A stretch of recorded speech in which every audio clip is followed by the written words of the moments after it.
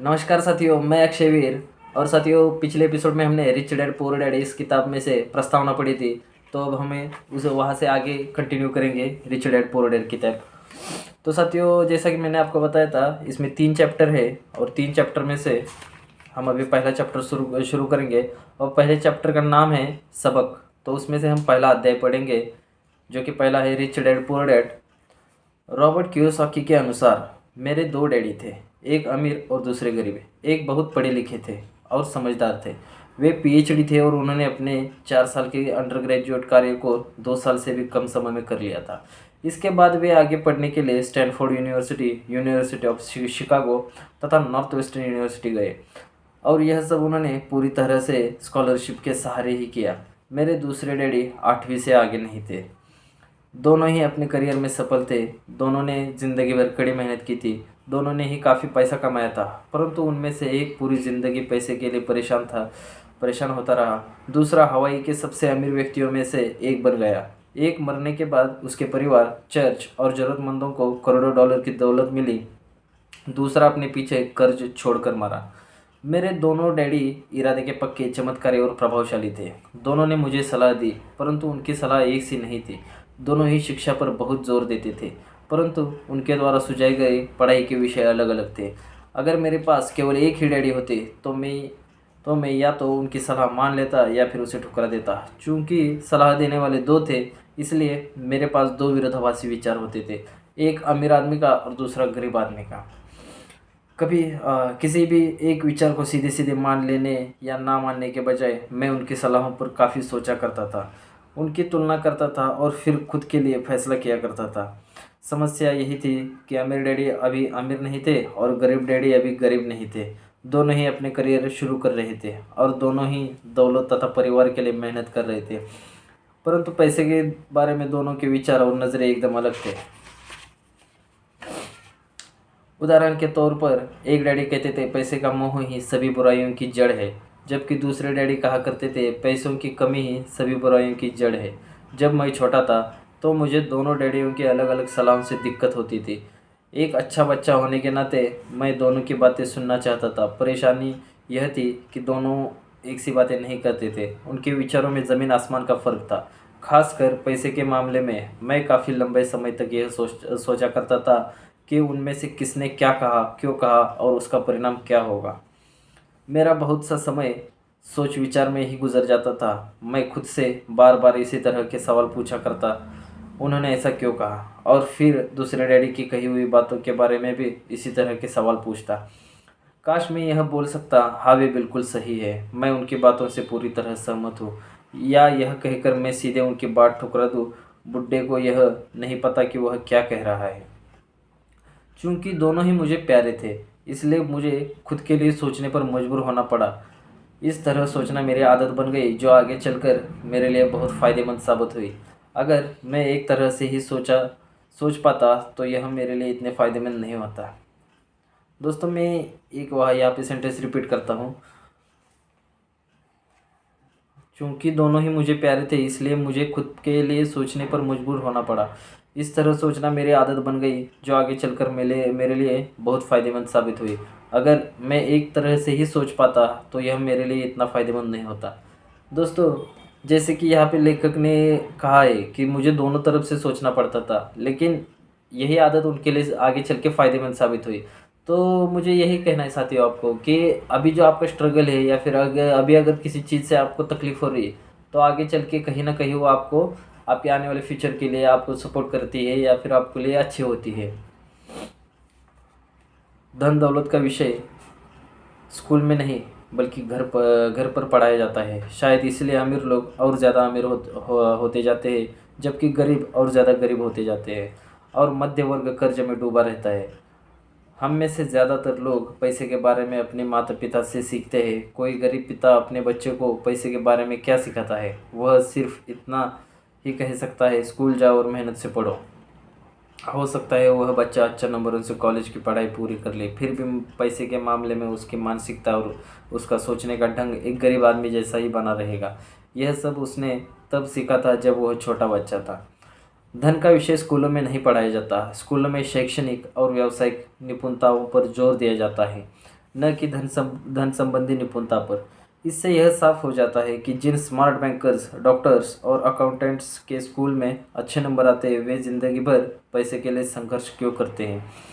हमारे देश पर जो भारी कर्ज लदा हुआ है वह काफ़ी हद तक उन उच्च शिक्षित राजनेताओं और सरकारी अधिकारियों के कारण है जो आर्थिक नीतियाँ बनाते हैं। और मज़े की बात यह है कि वे धन के बारे में बहुत कम जानते हैं। मैं अक्सर नई सदी में आने वाली समस्याओं के बारे में सोचता हूँ। तब क्या होगा जब हमारे पास ऐसे करोड़ों लोग होंगे जिन्हें आर्थिक और चिकित्सकीय मदद की ज़रूरत होगी। धन संबंधी मदद के लिए या तो वे अपनी परिवारों पर या फिर सरकार पर निर्भर होंगे। क्या होगा जब मेडिकेयर और सोशल सिक्योरिटी के पास का पैसा खत्म हो जाएगा। किस तरह कोई देश तरक्की कर पाएगा अगर पैसे के बारे में पढ़ाई की जिम्मेदारी माता पिता के ऊपर छोड़ दी जाएगी, जिनमें से ज़्यादातर गरीब है या गरीब होंगे। चूँकि मेरे पास दो प्रभावशाली डैडी थे, इसलिए मैंने दोनों से ही सीखा। मुझे दोनों की सलाह पर सोचना पड़ता था। इस तरह से सोचते सोचते मैंने यह भी जान लिया कि किसी व्यक्ति के विचार उसकी ज़िंदगी पर कितना ज़बरदस्त प्रभाव डाल सकते हैं। उदाहरण के तौर पर एक डैडी को यह कहने की आदत थी, मैं इसे नहीं खरीद सकता। दूसरे डैडी इन शब्दों के इस्तेमाल से चिढ़ते थे। वे जोर देकर कहते थे कि मुझे इसके बजाय यह कहना चाहिए, मैं इसे कैसे खरीद सकता हूँ। पहला वाक्य नकारात्मक है और दूसरा प्रश्नवाचक। एक में बात खत्म हो जाती है और दूसरे में आप सोचने के लिए मजबूर हो जाते हैं। मेरे जल्द ही अमीर बनने वाले डैडी ने मुझे समझाया कि जब हम कहते हैं मैं इसे खरीद नहीं सकता तो हमारा दिमाग काम करना बंद कर देता है। इसके बजाय जब हम यह सवाल पूछते हैं मैं इसे कैसे खरीद सकता हूँ तो हमारा दिमाग काम करने लगता है। उनका यह मतलब नहीं था कि आपका जिस चीज़ पर दिल आ जाए उसे खरीद ही ले। वे लगभग दीवानगी के हद तक अपने दिमाग को कसरत करवाना चाहते थे, क्योंकि उनके ख्याल से दिमाग दुनिया का सबसे ताकतवर कंप्यूटर है। मेरा दिमाग हर रोज़ तेज होता जाता है क्योंकि मैं इसकी कसरत करता रहता हूँ। यह रोज़ जितना तेज होता है मैं इसकी मदद से उतना ही ज़्यादा पैसा कमा सकता हूँ। उनका मानना था कि मैं इसे नहीं खरीद सकता कहना दिमागी आलस की पहचान है। उनका मानना था कि मैं इसे नहीं खरीद सकता यह कहना दिमाग के आलस की पहचान है। हालांकि दोनों ही डैडी अपने काम में कड़ी मेहनत करते थे, परंतु मैंने देखा है कि पैसे के मामले में एक डैडी की आदत यह थी कि वे अपने दिमाग को सुला देते थे और दूसरे डैडी अपने दिमाग को लगातार कसरत करवाते रहते थे। इसका दीर्घकालीन परिणाम यह हुआ कि एक डैडी आर्थिक रूप से बहुत अमीर होते चले गए जबकि दूसरे डैडी लगातार कमज़ोर होते गए। इसे इस तरह से समझे कि एक व्यक्ति हर रोज़ कसरत करने के लिए जिम जाता है जबकि दूसरा व्यक्ति अपने सोफे पर बैठकर टीवी देखता रहता है। शरीर की सही कसरत से आप ज़्यादा तंदुरुस्त हो सकते हैं और दिमाग की सही कसरत से आप ज़्यादा अमीर हो सकते हैं। आलस्य से स्वास्थ्य और धन दोनों का नुकसान होता है। आलस्य से स्वास्थ्य और धन दोनों का नुकसान होता है। आलस कितनी बुरी बला है, देख रहे हो दोस्तों। मेरे दोनों डैडियों की विचारधारा में ज़मीन आसमान का अंतर था। एक डैडी की सोच थी कि अमीरों को ज़्यादा टैक्स देना चाहिए ताकि बेचारे गरीबों को ज़्यादा फ़ायदा मिल सके, जबकि दूसरे डैडी कहते टैक्स उन लोगों को सज़ा देता है जो उत्पादन करते हैं और उन लोगों को इनाम देता है जो उत्पादन नहीं करते। एक डैडी सिखाते थे मेहनत से पढ़ो ताकि तुम्हें किसी अच्छी कंपनी में नौकरी मिल जाए, जबकि दूसरे डैडी की सीख यह थी मेहनत से पढ़ो ताकि तुम्हें किसी अच्छी कंपनी को खरीदने का मौका मिल जाए। एक डैडी कहते थे मैं इसलिए अमीर नहीं हूँ क्योंकि मुझे बाल बच्चों को पालना पड़ता है। दूसरे डैडी कहते हैं मुझे अमीर बनना है क्योंकि मुझे अपने बाल बच्चों को पालना है। एक डैडी डिनर के टेबल पर पैसे और बिजनेस के बारे में बातें करने के लिए हमेशा प्रोत्साहित करते थे। दूसरे डैडी भोजन करते समय पैसे की बातें करने से के लिए मना करते थे। एक का कहना था जहाँ पैसों का सवाल हो सुरक्षित कदम उठाओ, खतरा मत उठाओ। दूसरे का कहना था खतरों का सामना करना सीखो। एक का मानना था हमारा घर ही हमारा सबसे बड़ा निवेश और हमारी सबसे बड़ी संपत्ति है। दूसरे का मानना था मेरा घर मेरा दायित्व है। और अगर आपका घर आपकी नज़र में आपका सबसे बड़ा निवेश है तो आप गलत हैं। दोनों ही डैडी अपने बिल समय पर चुकाते थे, परंतु उनमें से एक सबसे पहले अपने बिल चुकाता था जबकि दूसरा सबसे आखिर में। दोस्तों लेखक ने यहाँ पे जो दोनों डैडियों की सीख दी है, जो 4-5 सेंटेंस में दिया है, मैं आपको रिपीट करके सुनाता हूँ क्योंकि मुझे लग रहा है इम्पोर्टेंट है। और वो टाइम पे अपन समझ सकते हैं कि लेखक की भी क्या दिमागी तौर पर हालत हुई होगी कि मतलब एक ही टाइम पे दोनों तरफ से जो उनके लिए प्यारे व्यक्ति है, तो दोनों व्यक्ति उनको अलग अलग सलाह दे रहे, और इसमें से वे लेखक ने बीच का रास्ता जो दोनों को मिला के जो व्यक्ति को सही लेखक को सही लगा होगा वो उन्होंने निकाला है। तो यही मैं वाक्य रिपीट करता हूँ, ये पैराग्राफ रिपीट करता हूँ मैं। एक डैडी कहते थे, मेहनत से पढ़ो ताकि तुम्हें किसी अच्छी कंपनी में नौकरी मिल जाए। जबकि दूसरे डैडी की सीख यह थी, मेहनत से पढ़ो ताकि तुम्हें किसी अच्छी कंपनी को खरीदने का मौका मिल जाए। देखिए दोस्तों, मैं अभी महाराष्ट्र से हूँ, आप इसलिए आपको एक महाराष्ट्र की बात बताता हूँ कि यहाँ पे मतलब जब 10वीं हुआ 12वीं हुआ तो उसके बाद सरकारी जॉब, गवर्नमेंट जॉब, बस इसके पीछे भागे पड़ो, या कोई परमानेंट जॉब, मतलब इधर यही ज़्यादा चलता है। तो लेखक ने ये भी बताया, दूसरे डैडी की भी सलाह ये बताई कि मेहनत से पढ़ो ताकि तुम्हें किसी अच्छी कंपनी को खरीदने का मौका मिल जाए। दोस्तों अगर देखा जाए तो किसी अच्छी कंपनी को खरीदने का, तो ये भी मतलब छोटा ये नहीं है, छोटा काम नहीं है कि किसी कंपनी को खरीदने का। लेकिन लेखक को कहने का ये मतलब है कि आप इस दिशा में ये कीजिए, चलते रहिए कि आप एक दिन किसी कंपनी खरीद ले कोई। एक डैडी कहते थे, मैं इसलिए अमीर नहीं हूँ क्योंकि मुझे बाल बच्चों को पालना पड़ता है। दूसरे डैडी कहते हैं, मुझे इसलिए अमीर बनना है ताकि मुझे बाल बच्चों को पालना है। बहुत सही। एक डैडी डिनर की टेबल पर पैसे और बिजनेस के बारे में बात करने के लिए हमेशा प्रोत्साहित करते थे। दूसरे डैडी भोजन के समय पैसे की बातें करने के लिए मना करते हैं। ये भी एक बात है दोस्तों जो मैंने बहुत बार देखी है अपने घर में। जब भी डिनर टेबल, मतलब टेबल तो नहीं है, अपन सब मतलब हम लोग तो नीचे बैठ के खाना खाते हैं, तो खाना खाते समय पैसे वैसे की बात हम मेरे भी घर में ज़्यादातर नहीं होती है। लेकिन जो कि यहाँ पे बताया है कि जो अमीर डैडी है वो बिज़नेस के बारे में, पैसे के बारे में भी बात करने के लिए हमेशा प्रोत्साहित होते हैं। तो इस बात पे भी हमें गौर करना चाहिए दोस्तों। एक का कहना था, जहाँ पैसे का सवाल हो सुरक्षित कदम उठाओ, खतरा मत उठाओ। दूसरे का कहना था, खतरों का सामना करना सीखो। रिस्क आगे इश्क है, नहीं रिस्क ही इश्क है, सॉरी। हाँ दोस्तों, ये रिस्क ही इश्क है, नहीं ये भी गलत हुआ। इस रिस्क है तो इश्क है सॉरी दोस्तों, रिस्क है तो इश्क है। एक का मानना था, हमारा घर ही हमारा सबसे बड़ा निवेश और हमारी सबसे बड़ी संपत्ति है। हमारा घर ही हमारा सबसे बड़ा निवेश और हमारी सबसे बड़ी संपत्ति है।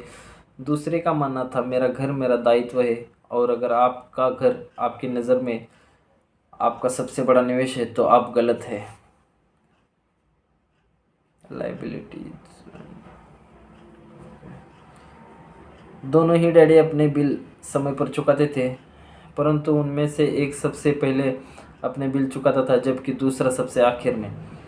एक डैडी का यह मानना था कि कंपनी या सरकार को आपका ध्यान रखना चाहिए और आपकी ज़रूरतों को पूरा करना चाहिए। वे हमेशा तनख्वाह में बढ़ोतरी, रिटायरमेंट योजनाओं, मेडिकल लाभ, बीमारी की छुट्टियों के दिन और बाकी सुविधाओं के बारे में चिंतित रहते थे।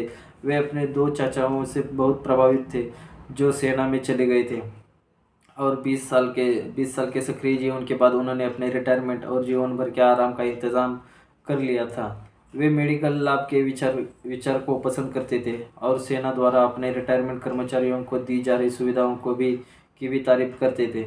उन्हें विश्वविद्यालय का टेन्योर सिस्टम भी काफ़ी पसंद था। कई बार नौकरी से आजीवन मिल रही सुरक्षा और नौकरी के लाभ नौकरी से ज़्यादा महत्वपूर्ण हो जाते हैं। वे अक्सर यह कहते थे, मैंने सरकार के लिए बहुत मेहनत से काम किया और इसलिए बदले में मुझे लाभ मिलने चाहिए।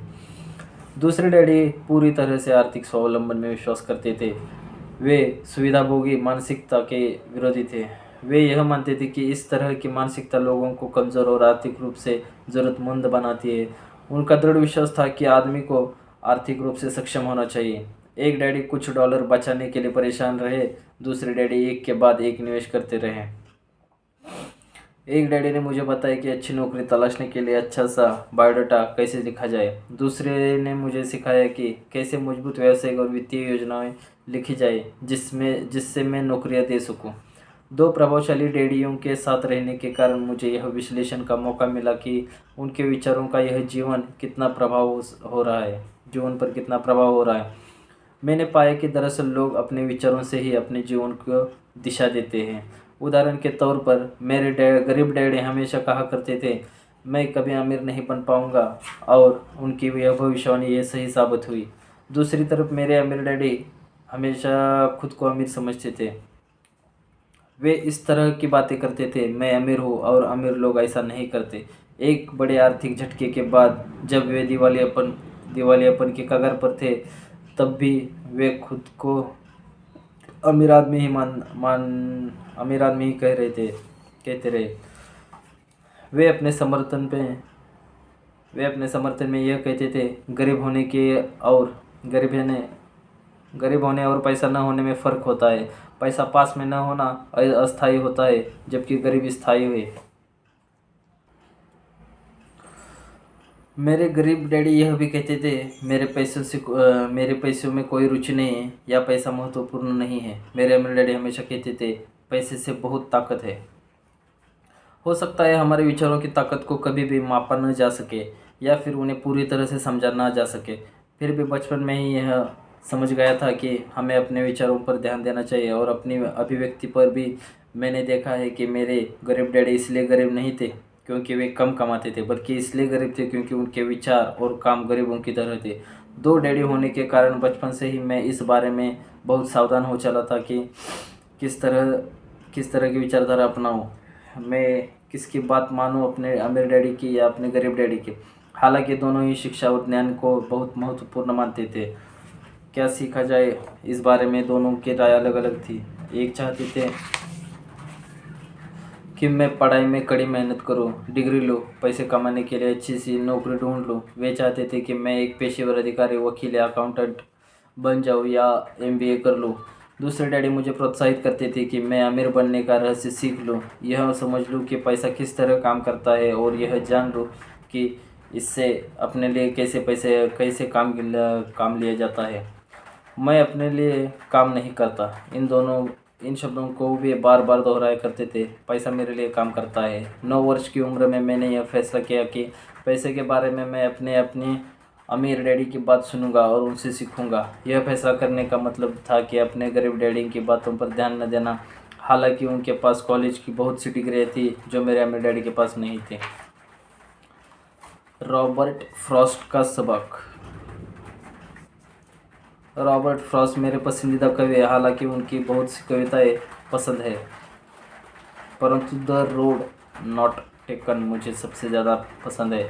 मैं इसकी शिक्षा का इस्तेमाल हर रोज़ करता हूँ। द रोड नॉट टेकन, यहाँ पे दोस्तों ये कविता दी हुई है, द रोड नॉट टेकन। मैं पढ़ के सुनाता हूँ। द रोड नॉट टेकन, वह राह जिसे चुना नहीं गया। पीले जंगल में 2 राहें बंटती थी और अफसोस कि मुझे एक को चुनना था, और मैं अकेला पथिक खड़ा था देर तक यह देखते हुए कि यह राह कहाँ तक जाती है। झुरमुटों में मुड़ने के पहले फिर मैंने दूसरी राह चुनी, उतनी ही सुंदर और शायद बेहतर भी, क्योंकि यहाँ घास ज़्यादा थी और कम लोग गुजरे थे। हालांकि लोगों के गुजरने से यहाँ भी उतना ही नुकसान हुआ था और दोनों ही उस सुबह बराबर थी। पत्तियों पर काले कदम नहीं थे और मैंने पहली को अगले दिन के लिए रखा, पर यह जानते हुए कि किस तरह रास्ते निकलते हैं, मुझे शक था कि मैं कभी लौटूंगा। मैं आह भरकर यह कहूँगा, आज से सदियों बाद शायद एक जंगल में 2 राहें बंटती थी और मैंने कम चली हुई राह को चुना और इसी बात से सारा फर्क पड़ा। Robert Frost. ओके, कविता ख़त्म हुई दोस्तों। 1916 में कविता है। और इसी बात से सारा फर्क पड़ा। बहुत समय गुजर चुका है, पर मैं अब भी अक्सर रॉबर्ट फ्रॉस्ट की कविता पर चिंतन करता हूँ। पैसे के बारे में अपने पढ़े लिखे डैडी की सलाह और नज़रिए को न सुनने का मेरा फैसला दुखद था, परंतु यह एक ऐसा फैसला था जिसने मेरी ज़िंदगी की दिशा तय कर दी। एक बार मैंने यह फैसला कर लिया कि मुझे अब किसकी बात सुननी है, तो उसके बाद मेरी धन संबंधी शिक्षा शुरू हो गई। मेरे अमीर डैडी ने मुझे 30 साल से भी ज़्यादा समय तक सिखाया। तब तक जब तक कि मेरी उम्र 39 साल नहीं हो गई। और इसके बाद उन्होंने सिखाना बंद कर दिया। उन्होंने यह कह दिया था कि मैं वह सब समझ चुका हूँ जो वे मेरी मोटी बुद्धि में भरने की कोशिश कर रहे थे। पैसा एक तरह की ताकत है, परंतु इससे भी बड़ी ताकत है वित्तीय शिक्षा। पैसा तो आता जाता रहता है, परंतु अगर आप यह जानते हैं कि पैसा किस तरह काम करता है तो आप ज़्यादातर ताकतवर हो जाएंगे और आप दौलत कमाना शुरू कर सकते हैं। केवल सकारात्मक चिंतन से ही समस्या हल नहीं हो सकती, क्योंकि ज़्यादातर लोग स्कूल में पढ़ते हैं और वहाँ वे कभी यह नहीं सीख पाते कि पैसा किस तरह काम करता है, इसलिए वे पैसे के लिए काम करने में अपनी सारी ज़िंदगी बर्बाद कर देते हैं। मेरी शिक्षा जब शुरू हुई थी तब मैं केवल 9 साल का था और इसी कारण मेरे अमीर डैडी ने मुझे जो पाठ पढ़ाए थे वे बहुत आसान थे। और सारी बातों को छोड़कर विचार किया जाए तो उन्होंने 30 सालों तक कुल 6 महत्वपूर्ण पाठ पढ़ाए। यह पुस्तक उन्हीं 6 पाठों के बारे में है और इससे भी उतना ही आसान बनाने की कोशिश की गई है जितना कि मेरे अमीर डैडी ने इन्हें मेरे लिए आसान बनाया था। यह पाठ आपके लिए जवाब की तरह नहीं लिखे गए बल्कि मार्गदर्शक की तरह लिखे गए हैं। ऐसे मार्गदर्शक जो ज़्यादा अमीर बनने में आपके और आपके बच्चों की मदद करेंगे, चाह बदलती हुई इस अनिश्चित दुनिया में कुछ भी होता रहे। तो उसमें से 6 सबक यहाँ पे लिखे हुए हैं दोस्तों। पहला सबक है अमीर लोग पैसे के लिए काम नहीं करते। दूसरा सबक है पैसे की समझ क्यों सिखाई जानी चाहिए। तीसरा सबक है अपने काम से काम रखो। चौथा सबक है टैक्स का इतिहास और कॉरपोरेशंस की ताकत। पांचवा सबक है अमीर लोग पैसे का आविष्कार करते हैं। छठा सबक है सीखने के लिए काम करें, पैसे के लिए काम न करें। तो दोस्तों यहाँ पे मैं 6 सबक एक बार फिर से दोहराता हूँ। पहला सबक है अमीर लोग पैसे के लिए काम नहीं करते। अमीर लोग पैसे के लिए काम नहीं करते बल्कि पैसा अमीर लोगों के लिए काम करता है। इस पर 6 सबक पर दोस्तों आप खुद से भी वापस सोचना। पैसे की समझ क्यों सिखाई जानी चाहिए। और तीसरा सबक है अपने काम से काम रखो। ये बहुत इम्पोर्टेंट है दोस्तों मेरे हिसाब से। अपने काम से काम रखो, यहाँ वहाँ ताकने की ज़रूरत नहीं है। हमको खुद को तराशना है तो अपने आप के ऊपर काम करना होगा।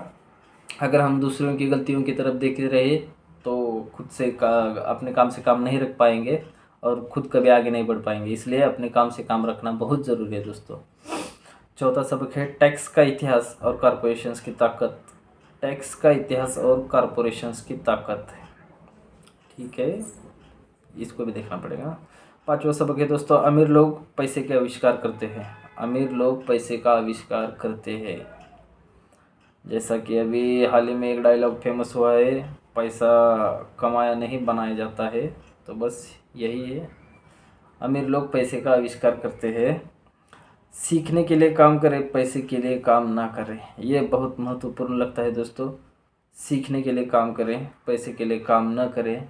लेकिन जिन लोगों का पढ़ाई अभी हुआ है ख़त्म, तो उन लोगों को अगर ये बात बताएंगे तो उनके ज़्यादातर समझ में नहीं आएगी कि भाई सीखने के लिए काम करें, पैसे के लिए काम ना करें। वो तो बोले कि भाई हम अभी 10-15 साल से तो पढ़ ही रहे और कितना पढ़े अभी।